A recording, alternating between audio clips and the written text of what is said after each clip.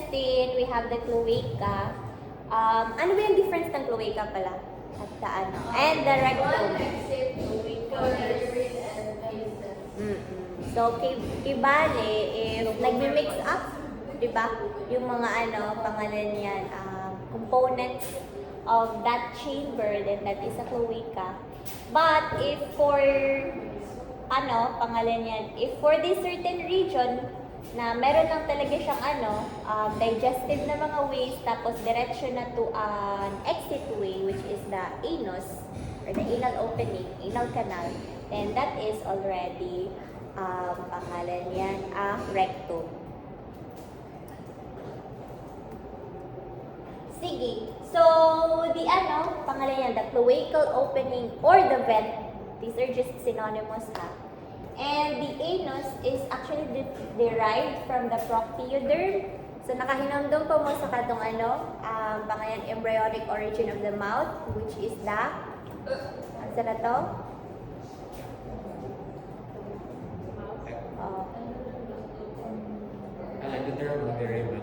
Ectodermal, di hapon to siya. Tapos, it's called as stemodium, di ba? Stemodium. Ang kalipod siya, ang katong sa vent, yung ano, embryonic niya na pangalan yan, na layer ko na part is called as the proctioderm. But this is ectodermal in origin. So, this is just, pangalan niya, an invagination in the ectoderm, and then nag-fuse lang siya with the endodermal na layer, which is yung ano, yung gut mo, lining of the gut, forming your vent or the anus. So, ano yung mga ano, part of the digestive system na ectodermal? Dili, ang gut lining is endodermal. Endodermal. So, ang ectodermal, ang mouth, o ang anus lang. Okay? How about yung ano, mga connective tissues and blood vessels na nandoon sa ano, pangalan? They are mesodermal. So, they are actually just more in-insert lang sila into this endodermal na layer. So, ano yung mga vertebrate groups that have anus? Only mammals and fishes. Generally, but meron pa rin mga ano, pangalan yan, species under class Astichtes na meron din silang cloaca lang. And then, meron din mga species ng class Mammalia na cloaca din. These are the monotremes, like platypus, and marsupials. Okay? Like koala and kangaroo. Pero mga eutherians, yung mga carnivores, and all na mga ano, omnivores, nandun sila ang mga with anus.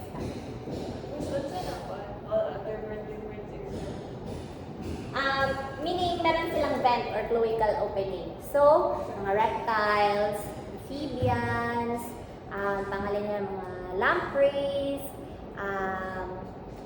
ano pa, aves, lahat sila ng mga vertebrates, they have vent or cloacal opening. Kaya cloaca man yung nasa kanila, diba? Okay?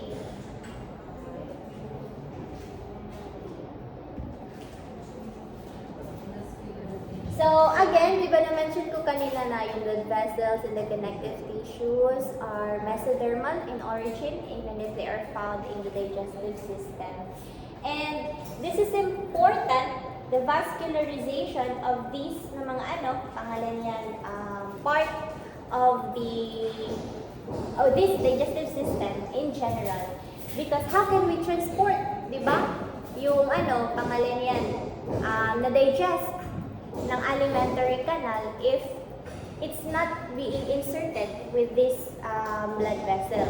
So what are the main na blood vessels that are found? This is yung pinaka talaga na ano, pangalan yan.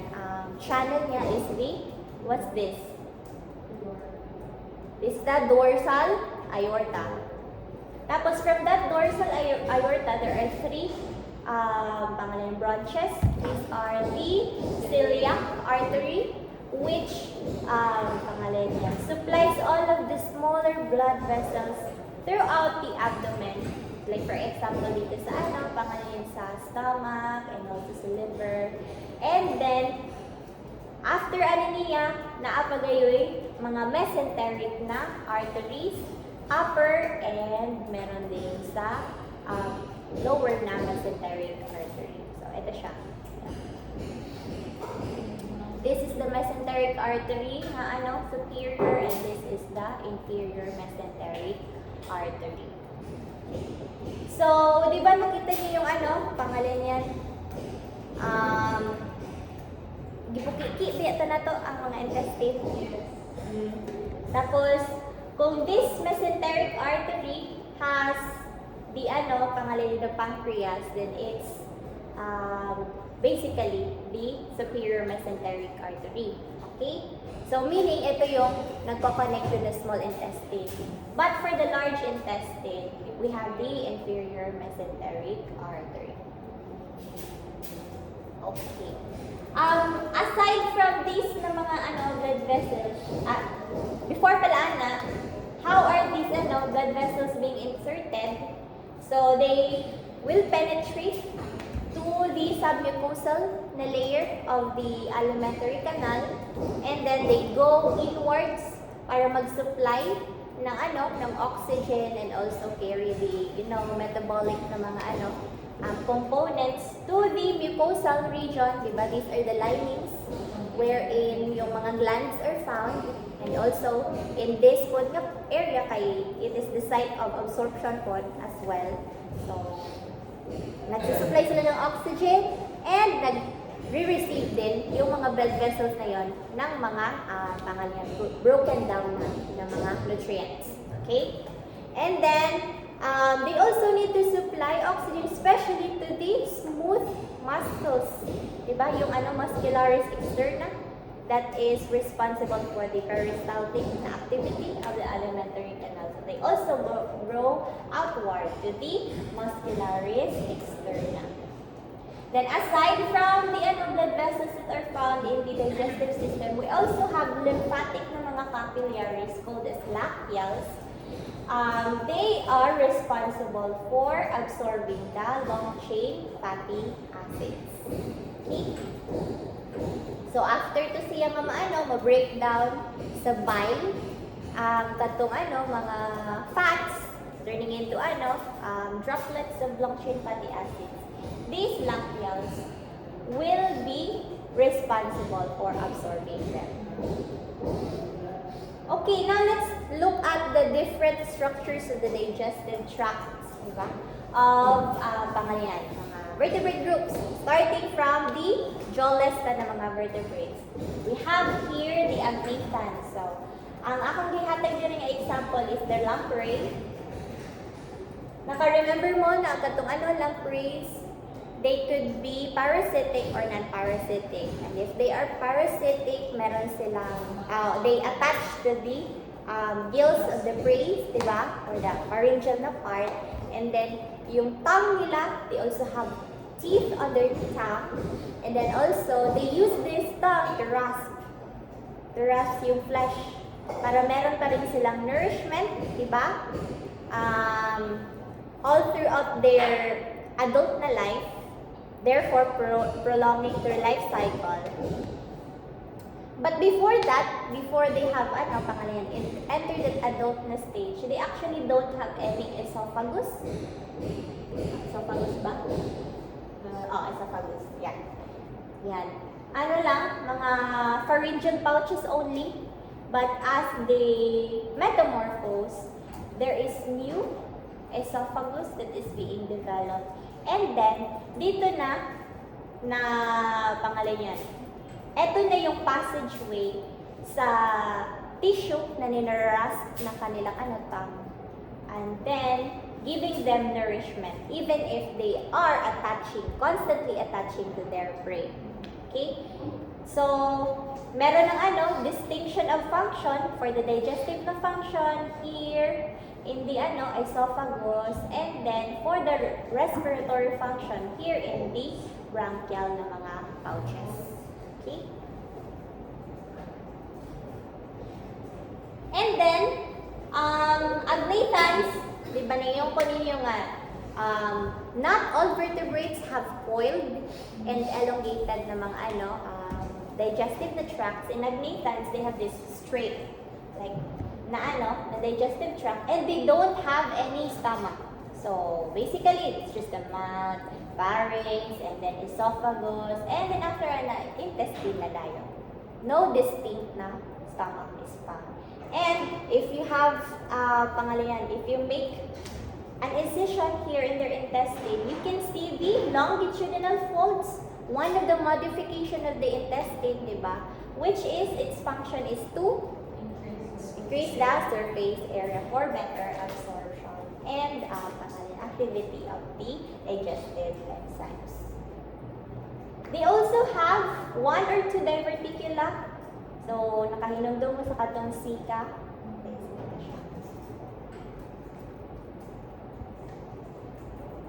And then, meron silang liver. All of the vertebrates have liver and pancreas, but they don't have any gallbladder.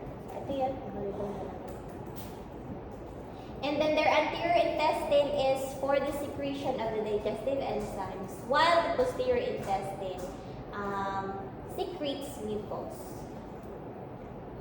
In class Chondrichthyes, so these are the sharks and the rays, we can see that their intestines have spiral valves in them, another modification to increase the surface area of the intestine.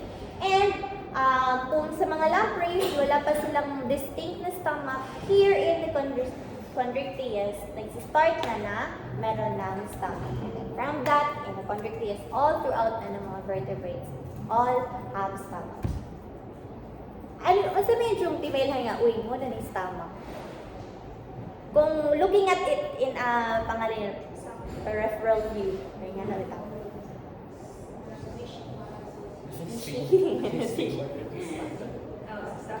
Expandable, and usually mga stomach to kay J-shape. Ganyan, diba? Okay.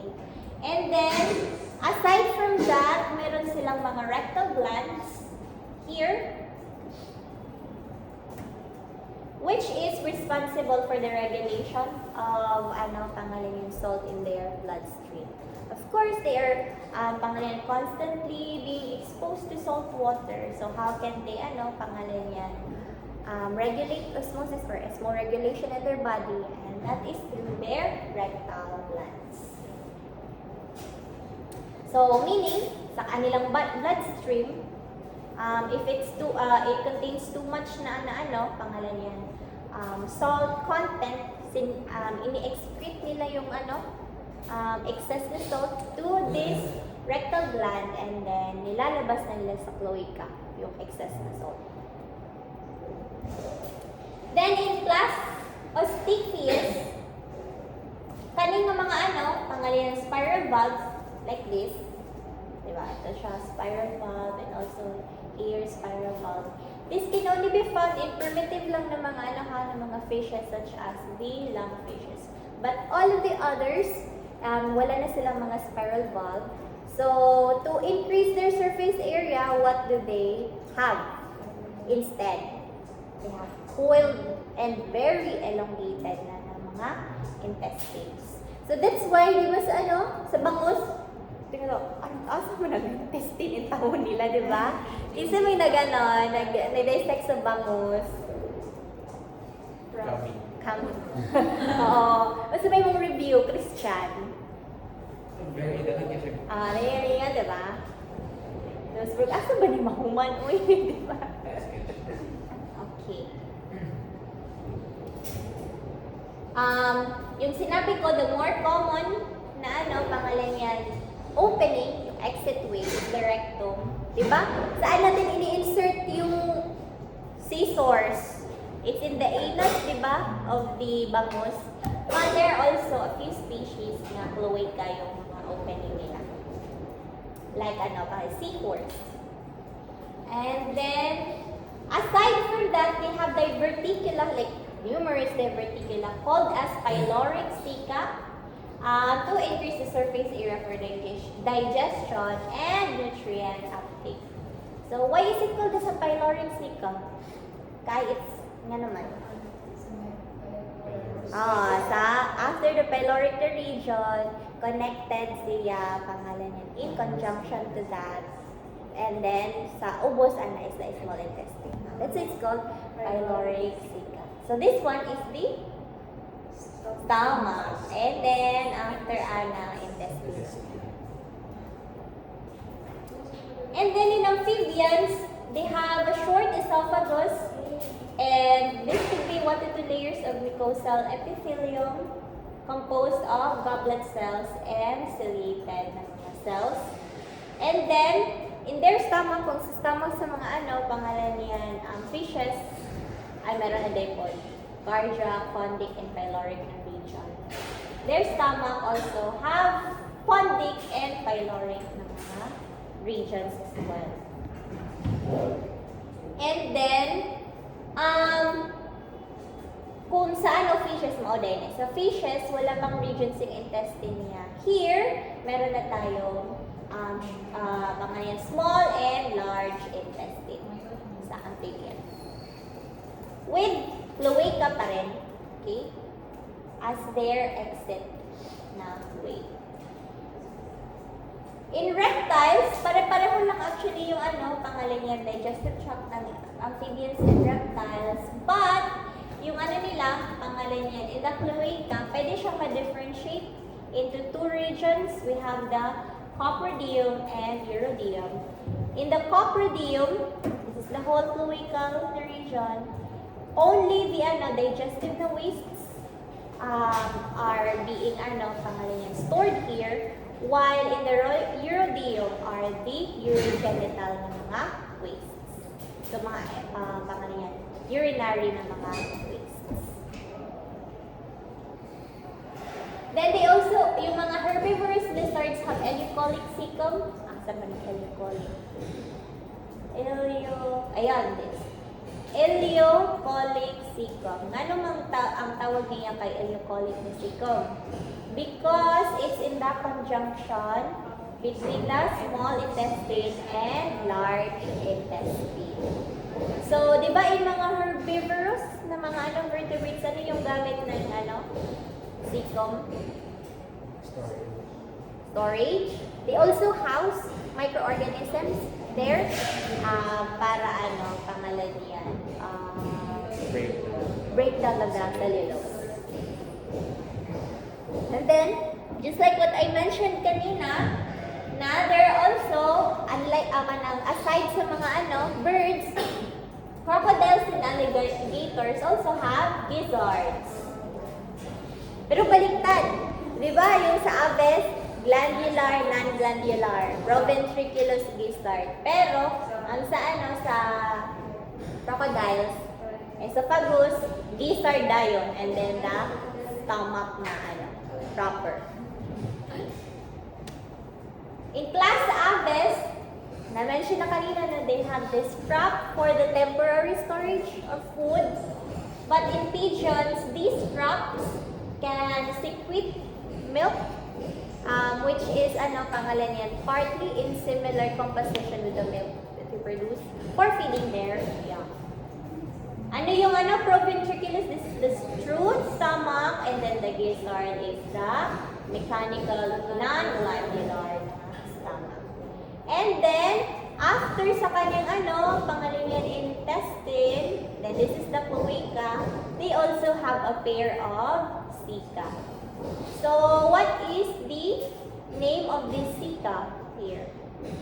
If it's after the intestine and before the ileum, kay ano din siya? Small intestine. This is colic ceca.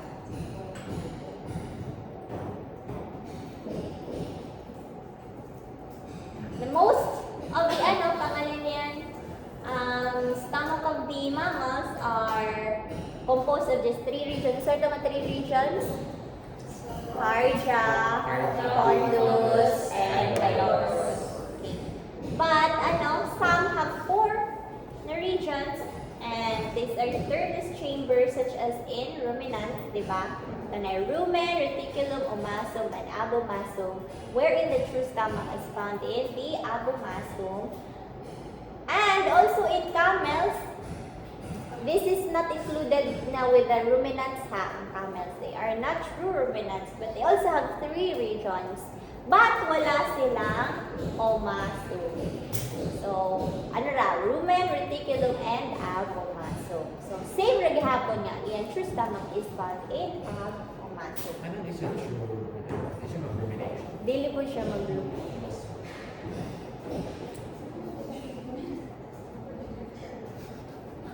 And then, yung ano, pangalan niyan, the ileum. I think wala pa ito ng abot at dito sa tanga part. So, in mammals, yung ano, small intestine is actually divided into 3. We have the first part is the duodenum, second part is the jejunum, and then the third part is the ileum. So, ano yung ano, distinct na pangalan niyan? Nakikita sa duodenum. Dako. Well, of course, since ano mo po siyan, directly connected mo po to the stomach, so okay, duodenum na yun name. But aside from that, this is where your ano, pangalan yan, hepatic ducts and pancreatic ducts are connected. Hepatic ducts and pancreatic ducts are connected. So meaning, yung continuation of the protein digestion and also carbohydrate digestion and start of digestion of fats is happening here in duodenum. Okay? And then in the jejunum, yung ano nito is, it's, pangalan yan, it's lined with crypts of libercon in the jejunum, which supplies the new batches of, ano pangalan yan, microvilli cells all throughout the small intestine. And then in the ileum, it is found with Monisea. Peyer's patches, which has a function in the immunity of the, ano, pangalan yan, of the mammals, which is, it can be able to, ano, detect antigens coming from the food that we have eaten. Hindi pa talaga namatay kahit all of the, ano, na hydrochloric acid na sinicrete natin, hindi pa rin namatay yung, ano, foreign na object that has this antigen. Then, they are able to produce macrophages and other immune cells to kill off those bad or microorganisms. And then, ileocecal valve is found here. Another cecum. Ito siya. With cecum at the conjunction of small and large intestine. Sa ano, pangalan, other na mga vertebrates, just this ileocecal valve. So, nga naman gitawag man siya nga ileocecal valve. Kay kung kanina, di ba, mura rin siya o kana. Pero kani siya, part na siya of the large intestine ang imong cecum. So, conjunction in the small intestine and then part of the large intestine. So, that's why it's called as ileocecal valve. And in mammals, they have this tiny projection. This one. This is what we call as the appendix. Our large intestine is also divided into 2, the colon and the rectum. So how can we differentiate yung colon sa rectum? Usually kapag may cloudy siya na form, this is the colon. And then kapag straight na siya, relatively straight but stouter, this is the rectum. Mammals also have the longest na large intestine, but definitely not longer than the small intestine. Again, in monotremes and marsupials, they terminate into cloaca. They don't have any anus. So, if we compare kung unsa itong mga differences of pangalan niyan, histological na anatomy of the alimentary canal. So basically, this is through their differences in glands.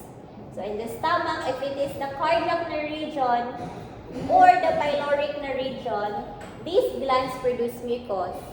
While in the fontic na region, we have these fontic glands which produce the proteolytic enzymes and also yung hydrochloric acid. Diba? In the duodenum, we have lots of microvilli cells which is responsible for the first is absorption of the digestive na mga nutrients. And also, pangalan yan, the hepatic ducts and pancreatic ducts are also found here. And then in the jejunum, yung sinabi ko, crypts of Lieberkühn for the new batches of intestinal lining. Then in the ileum, we have the Peyer's patches that kill off those pangalan yung mga antigens. And lastly, in the large intestine, no glands are found. Just these intestinal crypts. What are the associated glands of the digestive system? If we, pangalan yan? Look at the buccal cavity, we only have one. These are the oral glands, but there are different types of oral glands, di ba? While doon sa alimentary canal, we have two. All vertebrates have livers and pancreas, but not all vertebrates have gallbladder. Okay? So, yung mga oral glands are actually rare in fishes, and we have a lot of oral glands in, pangalan yan, other vertebrates, and they just differ in their position, location. The most common na oral gland is the salivary gland, which is just composed of mucus, plus the salivary amylase, which is responsible for the chemical digestion of carbohydrates. Then some na mga salivary glands are able to produce toxins. So like for example in snakes, venomous snakes. In amphibians, they have these mucus glands. And then in reptiles, different na mga glands. So in non-venomous snakes, the Vernois gland ang naa sa ilaha, which is actually found here sa premaxillary region, just behind their pangalan yan, fourth teeth. And yung sinisecrete lang actually nito are mga proteolytic enzymes plus mucus. But yung difference nila with the venom gland in venomous snakes is meron ng toxins with the venomous gland. In mammals, we have three pairs of male na mga na salivary glands. We have the parotid glands, parotid meaning near the ear, submandibular, so sa jaw, dire, and then sublingual gland. Asan ang sublingual? Sa tongue. So, meaning na sa floor of the buccal cavity. So, ayan. So, parotid near the ear, and then submandibular sa lower jaw, and then sa floor of the mouth, sublingual gland. Happy to Judah Muhammad, guys. Liver is actually the second largest na organ next to the skin. Diba? And then, it is an associated lang na gland or associated na organ in the digestive system because it doesn't really come from the lumen of the pangalan yan, of the digestive na gut, but instead, in the embryonic form pa lang dani, it's already a diverticulum. Narayan siya ng skin fold, folding na daan sa embryonic na gut. And that is what the liver has come from. And then there are several functions of the liver. early in our fetal life, they also help in the formation of blood, while later on is the breakdown of all blood cells. Then, the liver manufactures the bile, which is responsible for the breakdown of fatty acids. And kung merong gallbladder, this is where the bile is being stored, but if not, diretso na through the hepatic duct. Then, di ba yung sinabi ko kanina na aside from the bile, they also secrete enzymes to break down carbohydrates, proteins, and then ang kaning sa fats mo ni ang bile. So, unsa man tay pangan sa mga enzymes nga iyang pangalan niya, secrete? Peptidases. How about in carbohydrates? Amylase. Really amylase.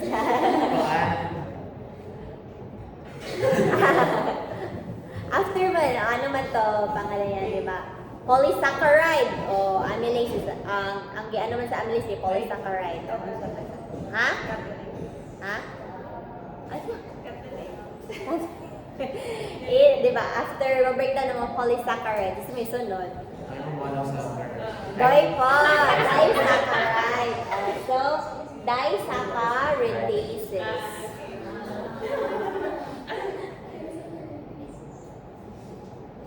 Again, gallbladder is absent in cyclostomes. These are the lampreys, diba? And hagfishes, a few mammals, and birds. Yung chicken. So, itong gidissect na chicken. May gallbladder yung chicken. Oh, confident. No, yes. Na ay gallbladder ang chicken nga itong i-digest. Okay. The development of the pancreas is largely correlated with the development of the liver. That's why they just go hand in hand. Without the liver, there is also no pancreas. So that's why all vertebrates have pancreas as well. And the pancreas have two functions, for exocrine function and also for endocrine function. In the exocrine, meaning ang katong digestive na function niya, what type of cells are found in the pancreas? These are the acinar cells. While the endocrine functions, meaning, pangalan niyan, production of hormones for the regulation of sugar in the blood, such as yung glucagon. So this is performed by specific cells in the pancreas called as islets of Langerhans. That's it. Yay! Then, review lang. Sige. This is colored with different na mga components of the digestive system from mga vertebrate groups, cyclostome, mga cyclostome, lampreys, and hagfishes. So, as you can see, they have straight na digestive tract with just the buccal cavity, and then this, the esophagus, and then straight. Now, what is this? Intestine, no stomach. Okay? And then in the fishes, fish na siya, okay? So, we have the esophagus, and then stomach, and then pyloric ceca, because it's found at the end of the stomach. That's why it's called as pyloric ceca. And then intestine, with the fishes having the supposedly dapat pink siya, the anus. Most of the fishes, but not all. Okay? And then chondrichthyes, example is the shark. Already happened with the J-shaped stomach. And what's this? Spiral bug. Kane? Rectal gland. Which is responsible for get rid of excess na salt. And then next in the pangalan yan, amphibians, nectar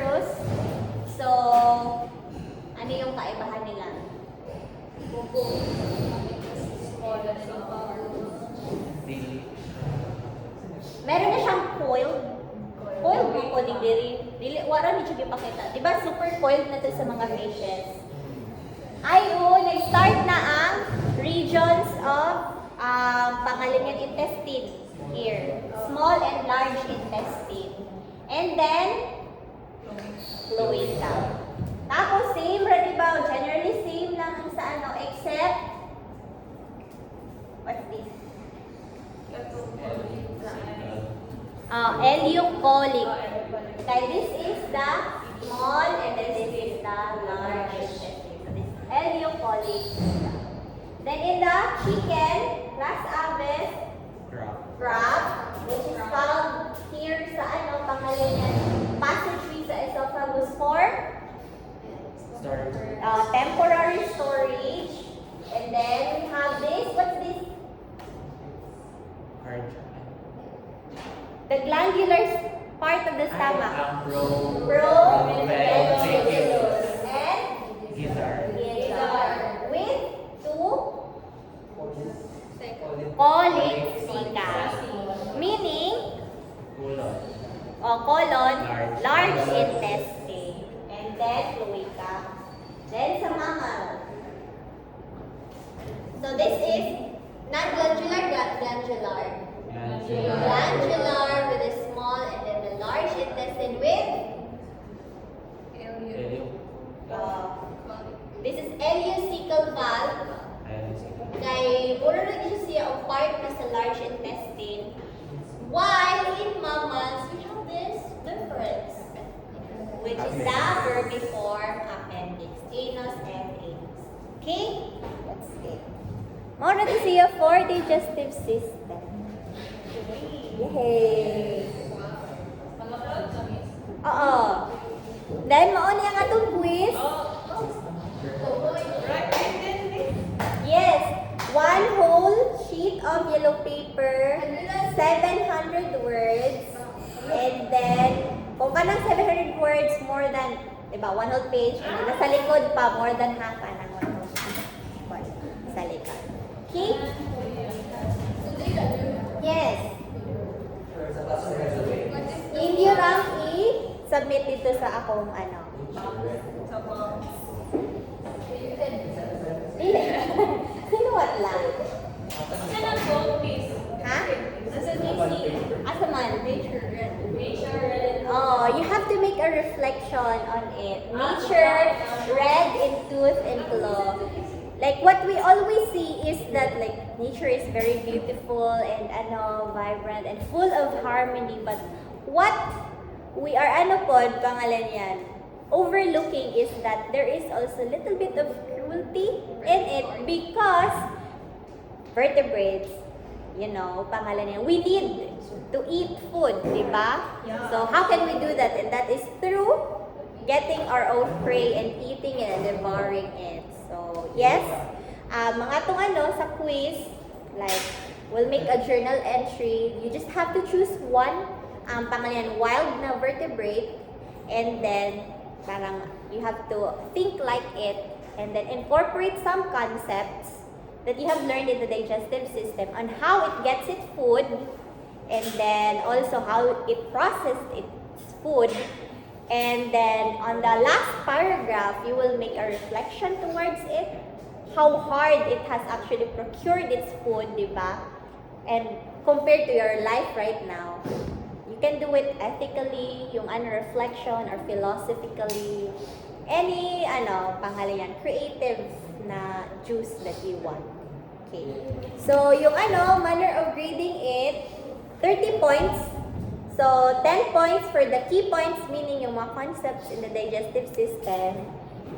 Your reflection and the relevance of your reflection, it's 10 points. Then creativity, 5 points. And lastly, grammar, correct grammar, composition, and the length is 5 points. Are there any questions? Okay, that's it for this meeting. Plus 700 words please kay. muna siya, ang pangalan yan, based on experience, one whole page and then the sa likod mga page and then katunga pa. Ha? Pwede din yung ihapon, pero wala ko i-time mo ihapan na. No? Ako talaga siyang iyan, no? Unsay pangalan na. Oh. Basta raman kay maigo ra gihapon ko siya, no? Ang kanang atong criteria for grading it. There are any questions? None so far. Class dismissed. Thank you. 5 p.m. until 5 p.m.